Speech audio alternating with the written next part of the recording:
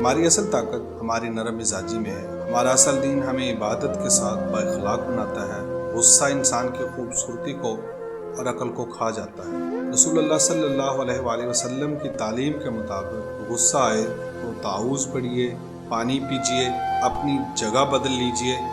دین کے نام پر غصہ کرنے والے بھی اس تعلیم کو غور سے سنیں۔ اکثر ہم دین کی وفاداری میں غصہ کر کے بڑی بڑی سنتیں توڑ رہے ہوتے ہیں، لہٰذا محتاط رہیے۔ ایک بات اور، سامنے والے کی غصے میں کہی ہوئی بات اگنور کرنے کی کوشش کیا کریں، وہ اس سے شیطان کہلواتا ہے۔